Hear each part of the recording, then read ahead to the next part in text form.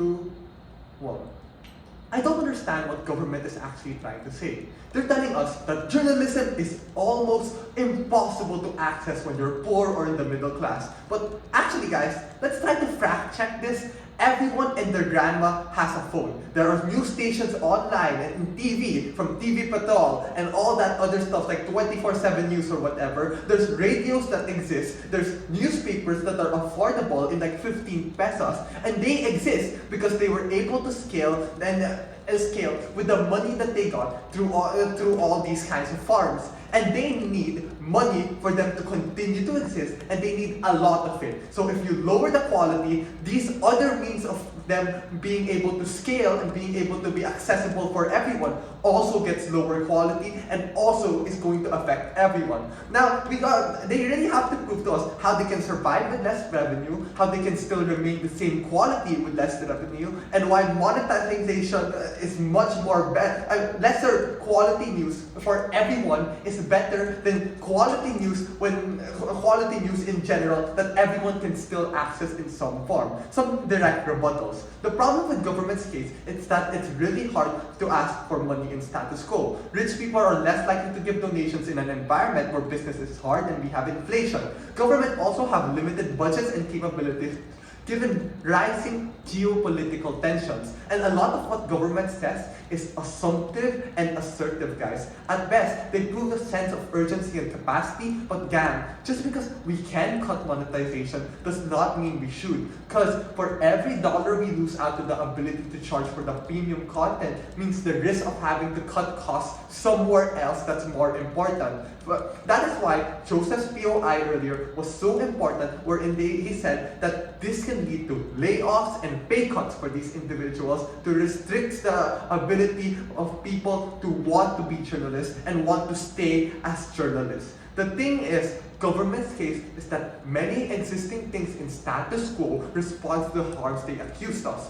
They say that they want to reach and accessibility. We literally have that coexistence in status quo, as we said earlier. If you want to check and balance these media outlets, that is where online journalism comes in. But wait, we need an incentive structure for these guys to earn, guys. If not, it is on their side. All these bad and rich people will have control on the traditional media because there is now no money and no funding that they're going to need, and they're going to be dependent on big donations from specific people instead of thousands of small donations from many people. We flip a lot of metrics on optics, reach, and motivation when we allow all these to coexist. We have thus far proven exclusivity of monetization. They have not fulfilled their burden on explaining why it's so harmful, and we understand and empathize with making it free in a perfect world. Yeah, but in the real world, we have scarcity. The anchor point of our case and delta is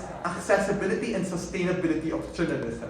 We need to understand that government's case is naive and blind to the realities of such economic realities and costs. Our side is able to sidestep these harms and create sustainable models for us to earn money, which is not outcome or path dependent on the external realities and like the state or rich people. Their side is risky, ours is able to combat these risks. Secondly, we literally solve all government's problems and respond. Check your flow of what Jaron and Steph said. We responded to them, but they did not respond to us. At best, they tried to have their cake and eat it too when they say, oh, we can pay it in other ways, but there was a lack of argumentation and imagination here, and they weren't able to impact how that is exclusive on their side.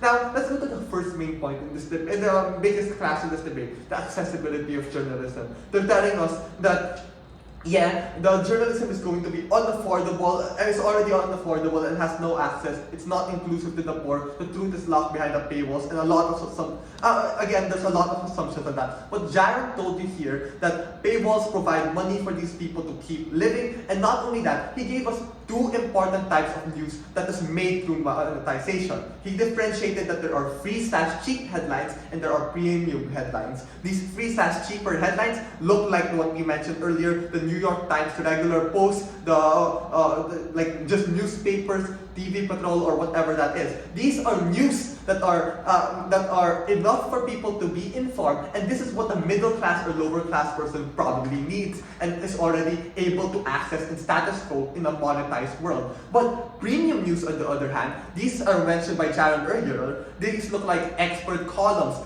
deep business analysis, and market trends of the economy. Things that the average salaryman or lower class probably does not care about or does not really need to know for them to have that journalistic idea, for the journalists to do their jobs. This point reveals to us the nature of these news sources, that there is a different segments of people that need different types of news. Yet, there's news that everyone needs. Those are usually free and cheap. And there are news that specific people really need, and those are actually giving a lot of money in because those have a bigger price, and that money from those bigger price news sources, those premium and expert columns, go back to the free news and give everyone much more quality. This is the reason that some stations like New York Times is able to have podcasts. This is the reason that they are able to scale so much and be accessible in the first place, because they had money. And not only that, this is how newer news sources, like right now, the Medium, is actually starting to rise through sponsorships, by paying people to go,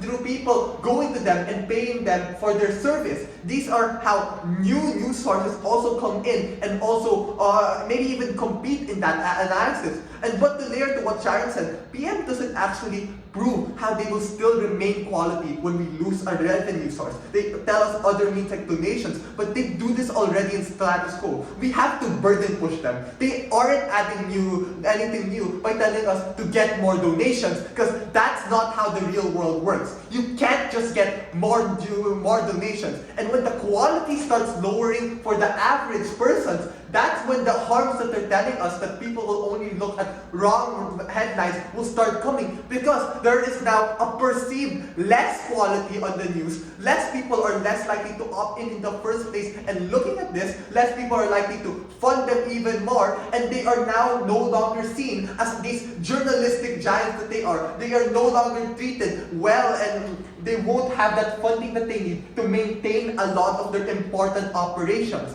Quality is based on the money that they get. And if you want to avoid low quality slop, then that's when we need money, and that's how we avoid it. Never have been more proud to oppose this debate. Thank you.